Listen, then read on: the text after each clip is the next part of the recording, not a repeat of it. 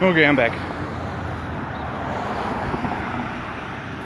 And I have a feeling this one's going to be a little more ramble than any specific theme.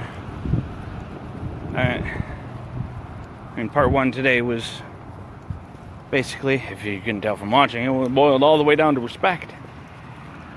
That all the sexual assaults and harassments and all that, it all boils down to that one thing: respect. And it made me think some more.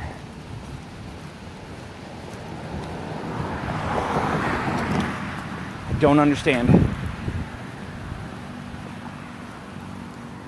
why so many people, why so much of this world is so divided on so many things. I don't understand why we live in a world. I mean, okay, this whole thought process triggered from a tweet that our idiot-in-chief sent out, how all Democrats want to do is raise taxes and, oh, I can't remember the word he used, but basically, stop things from happening. And yet, all he's doing is trying to work the world to his benefit and swap things around how he wants them. And when we had a Democratic president, all the Republicans did was try to change things their way and throw a fit if it didn't go their way. And when the Republicans are in charge, well, the Democrats throw a fit. And when the Democrats are in charge, the Republicans throw a fit again.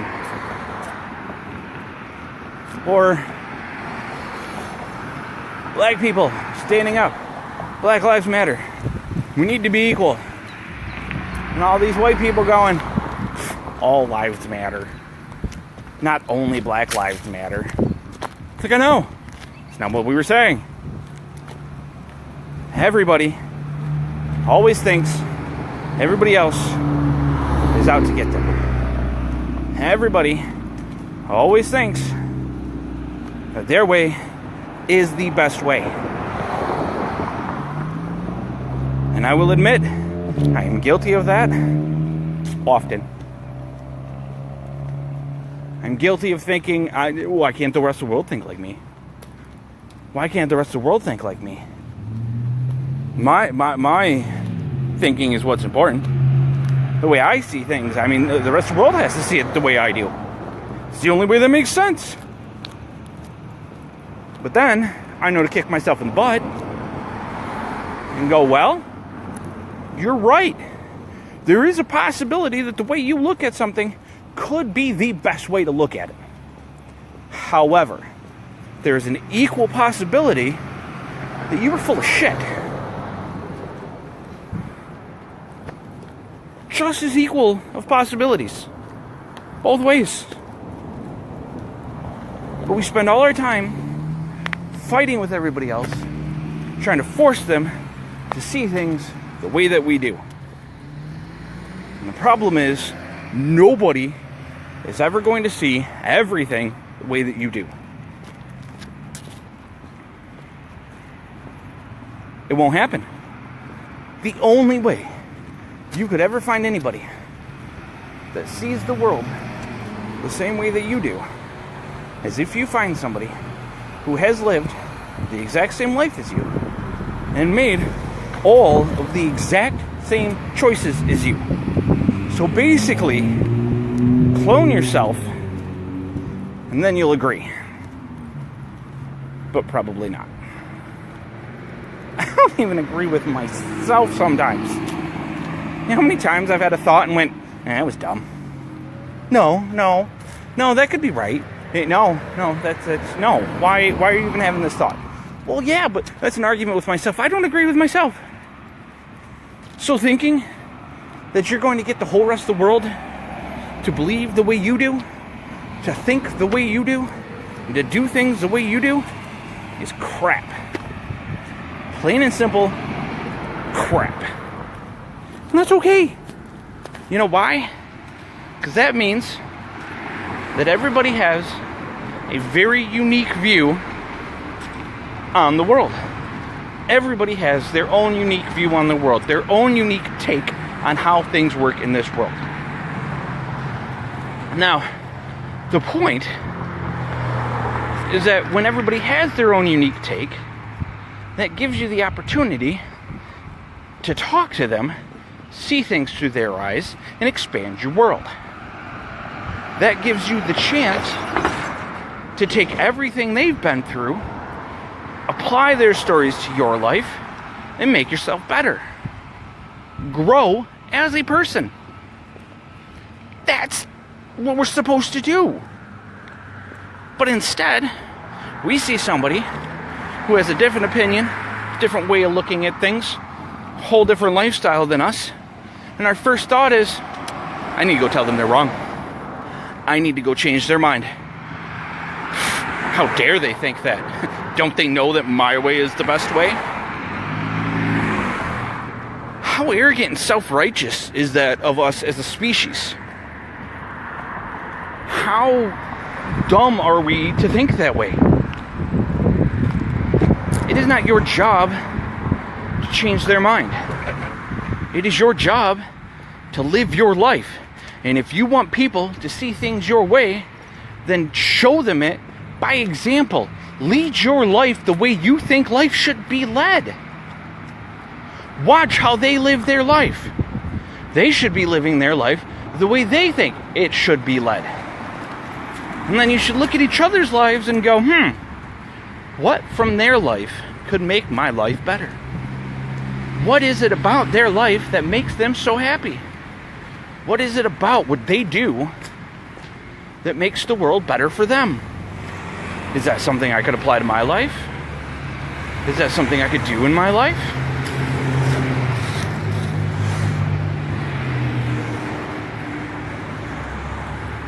You never know. You could meet somebody who believes the exact opposite thing for everything in the world. That you two absolutely just disagree on every little detail. But listen to their story. You might be surprised that there's something in their life that they went through that you are currently going through, and you could look at their decision and help yourself based off the decision they made. Now, it doesn't mean they made a decision that will fix your life. It could be they went through something, made a decision, and you go, see, you made that decision, and that was the wrong decision. So I'm going to make the opposite decision, and that's going to be the right decision for me. But you'll never get that. If all you ever do is look at everybody around you and try to change their mind and try to fix their life, you will never see that. Your mind will never expand. Your world bubble will never grow. But that's okay. We're Americans.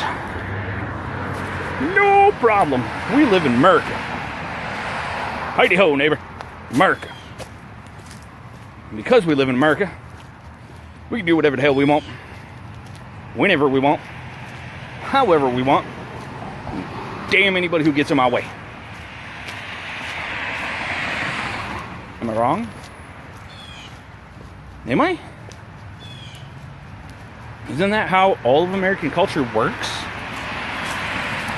Hell, watch reality TV. Like actual Keeping Up with the Kardashians style reality TV. Watch it. And you will see that that is how everybody lives their life. That is how everybody does their thing. And the people who live their life the way I'm suggesting to live their life are looked at as weak, are looked at as soft, are looked at as every negative term you can come up with to go along with that. Nobody looks at that person and goes, oh, I'm going to live my life that way. Okay, maybe some do. I'll give you the benefit of the doubt. Maybe some do. But for the most part, people look at it and go, oh, that's so great. I can never do that. But that's great. That's awesome for them. I mean, that's so much time and effort. And I couldn't personally do that. But, hey, good on them. Good for them.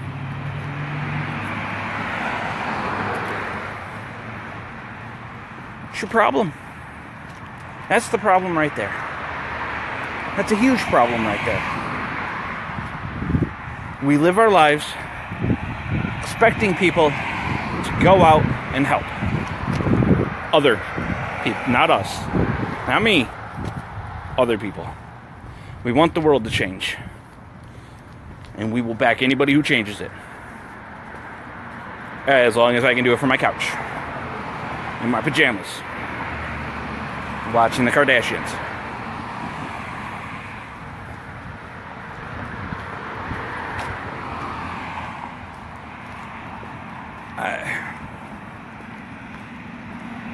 We need to make the world better.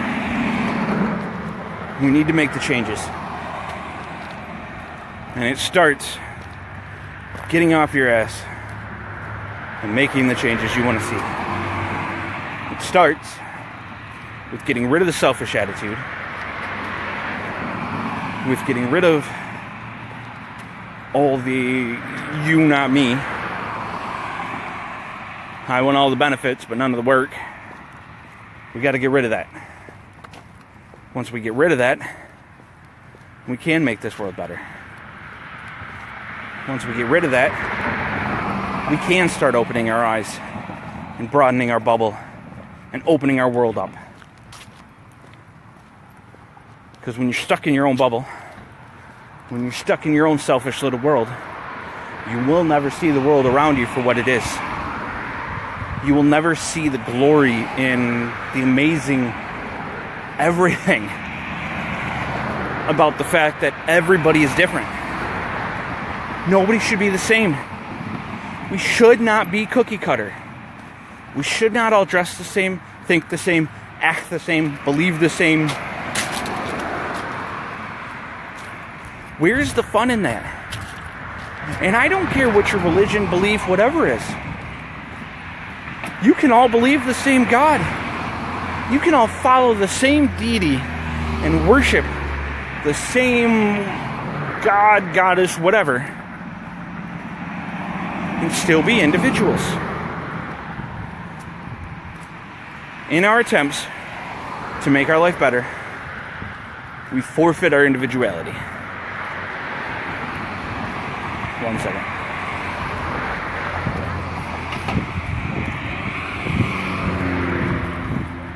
People walking past, and yeah, I've said it before, you know my thing. I feel weird. Anyways, we give up what it is to be us because we so badly want to fit in. But even though we are trying so badly to fit in, we don't actually pay attention to the differences. We want to get rid of the differences. We want to fix everybody's differences. Make them all like us. We want the world to think and act like we do, so we don't feel so alone. We want the world to think and act and look like we do, so we don't feel so weird and so odd. And that's the wrong mentality. That is the wrong way to go about it. If you believe in a God, I think by doing that, you are spitting in God's face. You are telling your Creator that, hey, I know you made me. I know you created me. You molded me to be perfectly unique. You molded me to be me. But I think that, well, everybody should think like I do. Or I think that this person is better than me, so I'm going to mold my entire life to be them. Now, don't twist what I'm saying there. God created everybody. If you believe in a God, He created everybody unique. Okay? However, we are humans and we are flawed. So if somebody comes to you and says, hey, you know, I was born a man. I just don't feel like a man. I feel empty. I feel like I should have been a woman. I fit in better as a woman. I think I can do better in life as a woman. You know, there's a possibility, biologically speaking, they're correct. They could have too much of any one hormone, so even though their genitals, their sexual reproductive organs, say that they're one thing, all the chemicals pumping into their brain could tell them they're another.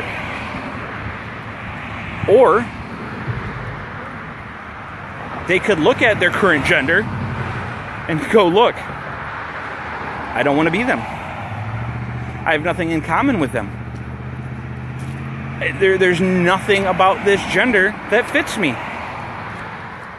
However, the other side, I fit into. I feel like I belong. Okay, go for it. And I know that's an unpopular opinion among a lot of people I know. But that's my opinion. It's my personal opinion. God created you to be you. And if you believe that the best way to be you, and the best way to further life, to make life better, is to change that one part about you, to make yourself complete, to make yourself the best you can be, then by all means, you have my 100%. I have all the faith in you. I respect you. Go for it. Does that mean that you're spitting in the face of God? That you were telling God, hey, you made me wrong? No. Because remember, if you believe that everybody is uniquely made, and God uniquely made you, what is it He uniquely made? Did He literally reach into that womb and make that specific body? Or did He make you, your collection of memories, your soul, your experience? Is that what He made? Is that what makes you you? Because for me, if we're supposed to read the Bible, our body is nothing more than a vessel for our soul to help us further God's plan, further His kingdom. One second.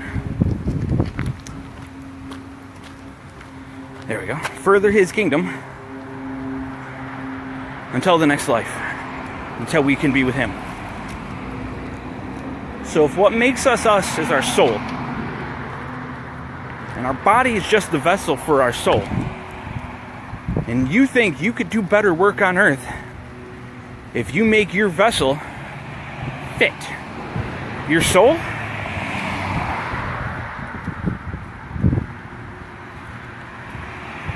but see, these are things I only learned by talking to people going through it. This is stuff I only figured out by opening up my bubble, talking to people around me, and learning more. It's the only way I learned that. It's the only way I figured that out. And it's the only way that we are ever going to make anything great again. I hate that phrase. Make America great again. Great again for who? How about we work on making this planet great? How about we work on making everything around us great? How about we work on greatness as a whole? Right? Wouldn't that be a better thing to do? Wouldn't that be a better use of our time? Why make America great for rich white males when we could all get out of our comfort zone, talk to other people, learn from other people, expand our worlds, and make everything great. Make everyone great. Why is that so hard to do? Alright. I'm almost home. I'm running out of breath. Going uphill. And talking at the same time, like nonstop. So yet again, I'm going to leave you with a single piece of knowledge that you are not alone. Nothing you are feeling is it where you are the only person feeling that. And nothing you are going through is it where you are the only person to go through that. None of your thoughts are thoughts that you are the only person to have ever had. Now, yes, and maybe your unique spin on that thought, maybe your unique spin on that event, but you are not alone. You never have been. You never will be. Because you aren't. We are all in this together. We will get through this together. But only if we do it together.